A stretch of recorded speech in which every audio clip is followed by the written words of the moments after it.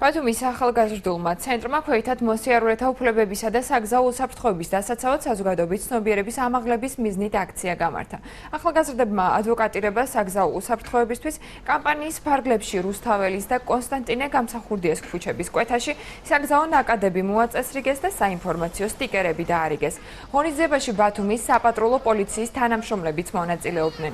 აქტივობა პროექტის ფარგლებში ეროვნული ინტეგრაციის გაძლიერება საქართველოში ხორციელდება, რომელსაც საქართველოს გაეროს ასოციაცია, ამერიკის შეერთებული შტატების საერთაშორისო განვითარების სააგენტოს ფინანსური მხარდაჭერით ახორციელებს.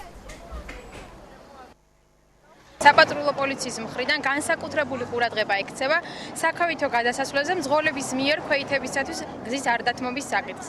დღევანდელი აქციის მიზანია ამ პრობლემაზე ყურადღების გამახვილება, რისთვისაც საქავითო გადასასვლელთან შეჩერებულ მძღოლებს დაურიგდათ სტიკერები წარწერით. დაუთმეთ გზა ქვეითებს, შენც ქვეითი ხარ და ფრთხილად ქვეითია. დღეს ჩვენ ვაწესრიგებთ საგზაო მოძრაობას, ასევე დაუთმე ქვეითს გზა ამ კამპანიაში მონაწილეობთ ბათუმის ახალგაზრდული ცენტრის სახელით და ასევე ადვოკატირების კამპანიის ცენტრის სახელით პატრულიც არის ჩვენთან ერთად და ვცდილობთ რომ მოძრაობა წესრიგოთ საგზაო მოძრაობა.